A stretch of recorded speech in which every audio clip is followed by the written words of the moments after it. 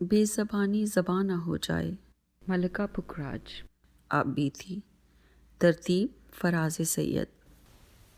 میری دادی ملکہ پکھراج نے میرے والدین یعنی اپنے بیٹے اور بہو سے مجھے اس وقت گود لے لیا تھا جب میں صرف 1 مہینے کی تھی۔ میری پرورش انہی کے ہاتھوں ہوئی، اس لیے میں نے ہمیشہ انہیں اپنی دادی نہیں بلکہ ماں ہی سمجھا۔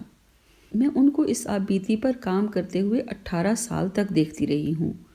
ان تمام برسوں میں انہوں نے کم از کم 7 یا 8 مسودے ہاتھ سے لکھ کر تیار کیے اور ان میں سے ہر مسودہ 8 سے 10 کاپیوں یا نوٹ بکوں میں آیا۔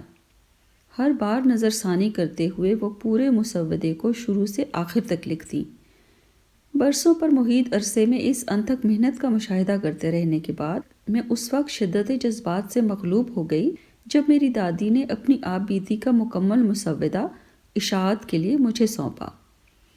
ان کی آخری خواہش یہی تھی کہ ان کی کہانی دنیا والوں کے سامنے آئے، اور میں جانتی تھی کہ مجھے ان کی خواہش پوری کرنے کے لیے ہر ممکن کوشش کرنی ہے۔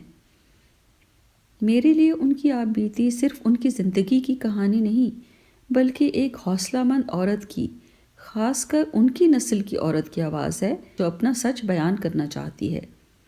ہمارے سماج میں عورتوں کو اپنے بارے میں، اپنی زندگی اور اپنے تجربوں کے بارے میں بات کرنے کا بمشکل ہی موقع دیا جاتا ہے، اور بیشتر صورتوں میں تہذیب اور عزت کے نام پر ان کی آواز دبا دی جاتی ہے۔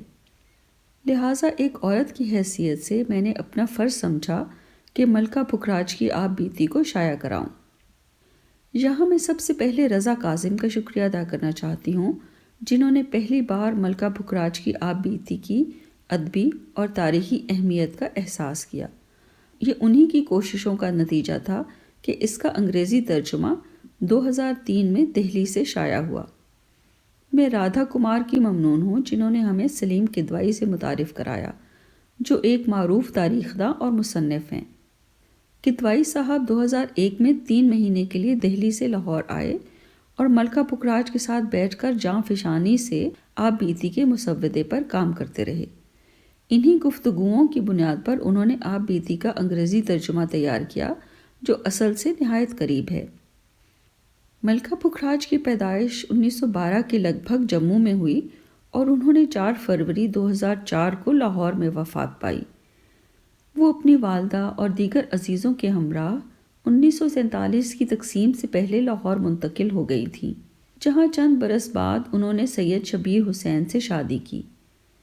سید شبیر حسین کی کہانیاں اختر شیرانی کے رسالے رومان میں ایک عرصے تک شائع ہوتی رہیں اور ان کے ناول جھوک سیال کو اور اس پر اسی نام سے بنائے گئے PTV کے ڈرامہ سیریل کو بہت مقبولیت حاصل ہوئی۔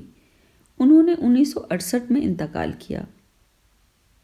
آخر میں مجھے سٹی پریس کے اجمل کمال کا شکریہ ادا کرنا ہے کہ انہوں نے ملکہ پکھراج کی آپ بیتی کے اصل اردو مسودے کو پاکستان میں شائع کرنے کی حامی بھری اور اس قیمتی تاریخی دستاویز کی صورت میں ملکہ پکھراج کی آواز کو پڑھنے والوں تک پہنچانے میں کلیدی کردار ادا کیا۔